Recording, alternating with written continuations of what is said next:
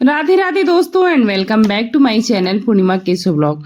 आप सभी को पता है कि महापर्व छठ आने वाली है और छठ पूजा कब है। नहाए खाए से लेकर उगते हुए सूर्य को अर्घ देने की सही तारीख, सही मुहूर्त और सही परंपरा क्या है, सब कुछ आज हम इस वीडियो में जानेंगे। सनातन परंपरा में लोक आस्था से जुड़ी छठ पूजा का बहुत ज्यादा महत्व माना जाता है। विशेषकर बिहार और कुछ यूपी के भी स्थानों पर यह पर्व बहुत ही आस्था के साथ मनाया जाता है और धीरे धीरे ये हर जगह पे इसकी आस्था और इसका विश्वास फैलता ही जा रहा है। वह दिवाली के बाद अक्टूबर महीने में कब पड़ेगा? 4 दिवसीय छठ महापर्व में कब होगा नहाए खाए, खरना और सारी महत्वपूर्ण तिथि और तारीख और मुहूर्त सब कुछ बताऊंगी आज की इस वीडियो में। हिंदू धर्म में दीपावली के ठीक बाद भगवान सूर्य देव और छठी मैया को समर्पित छठ महापर्व का बहुत ही ज्यादा महत्व है। यह पर्व विशेष रूप से बिहार, झारखंड, उत्तर प्रदेश और इसके अलावा देश के अन्य हिस्सों में बहुत ही ज्यादा धूमधाम से मनाया जाता है। प्रकृति से जुड़े इस पावन पर्व में लोग न सिर्फ उगते हुए बल्कि डूबते हुए सूर्य को भी विशेष अर्घ्य देते हैं। इस साल आस्था के इस महापर्व की शुरुआत अक्टूबर यानी 25 अक्टूबर से हो रही है। यह 28 अक्टूबर को उगते सूर्य को अर्घ्य को जल देने के बाद पूरी होगी। आइए छठ महापर्व की प्रमुख तारीखों और उससे जुड़े धार्मिक महत्व के बारे में जानते हैं।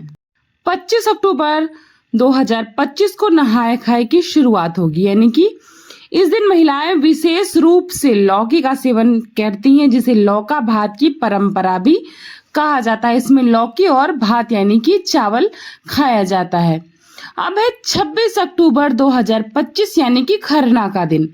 छठ पूजा का दूसरा दिन खरना के नाम से जाना जाता है। इस दिन लोग पूरे समय व्रत रखते हैं और शाम के समय घाट के किनारे जाकर स्नान आदि करने के बाद संझवत की परंपरा को निभाते हैं। इस पूजा में घाट पर विधि विधान से पूजा करने के बाद विशेष रूप से दीपक जलाया जाता है। व्रत रखने वाली महिलाएं छठी मैया को चावल की खीर अर्पित करती हैं।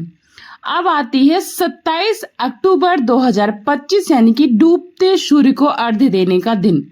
छठ पूजा के तीसरे दिन षष्ठी व्रत रखा जाता है। इस दिन शाम को व्रत करने वाला व्यक्ति पूजा का सारा सामान अपने सर पर रखकर घाट के किनारे जाता है पूरे परिवार के साथ और वहां पर डूबते हुए सूर्य को अर्घ्य देता है। संध्या के समय तमाम जगह पर अधिकतर श्रद्धालु अगले दिन सूर्योदय के समय जाने वाली सूर्य पूजा के लिए घाट पर रुक जाते हैं और कुछ लोग घर पर अपने वापस आ जाते हैं।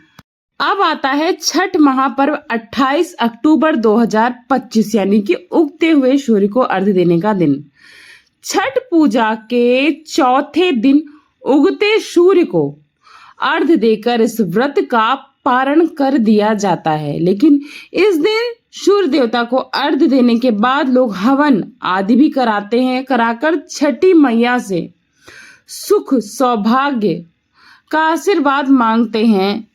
इस दिन औरतें एक दूसरे को भीख के रूप में प्रसाद देती हैं। जिनको जो मनोकामना होती वो घाट पर जाके लोगों से प्रसाद मांगकर छठी मैया से वहीं पर संकल्प करके आते हैं कि हे छठी मैया, यदि हमारा ये कार्य पूर्ण हुआ तो हम भी आपके घाट पर इसी प्रकार पूरी आस्था से, पूरी निष्ठा से इस व्रत को करेंगे और आपको अर्घ्य देंगे।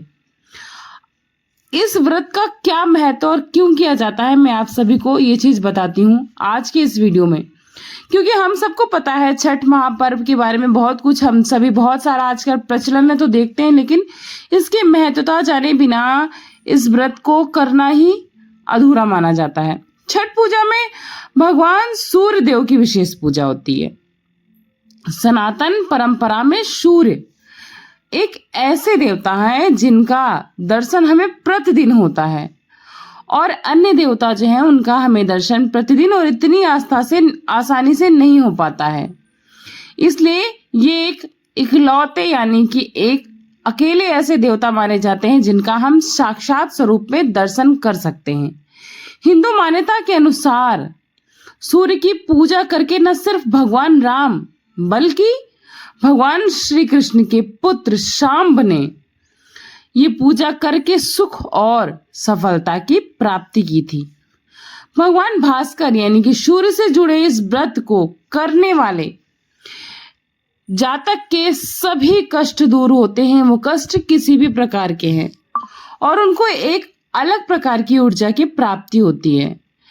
इस व्रत को करने से, इस व्रत में शामिल मात्र होने से सुख, सौभाग्य और अखंड सुहाग का वरदान मिलता है। इसलिए इसको सौभाग्य दिलाने वाला व्रत भी कहा गया है और इसको बहुत सारी महिलाएं अपनी संतान की विशेष मनोकामना के लिए भी संकल्प करके 4 दिवसीय व्रत का उपवास रखती हैं, पारण करती हैं और विधि विधान से पूजन करती हैं। इस व्रत को इतना कठिन इसलिए भी कहा जाता है क्योंकि इसमें 36 घंटे का निर्जला उपवास होता है और छठ पूजा में सूर्य देव की उपासना की जाती है। तो आप एक प्रकार से माने तो शाम का अर्घ देने के बाद व्रत रखकर आदमी पूरी नींद सोए बिना सुबह भोर में उठकर यानी कि अंधेरे में सूर्योदय से पूर्व ही इसमें अर्घ देने के लिए खड़ा हो जाता है और सूर्य निकलते ही उनका आभार व्यक्त करके अर्घ देता है, क्योंकि सूर्य ही पृथ्वी पर जीवन का आधार है। उनकी ऊर्जा से ही सृष्टि का पालन संभव है।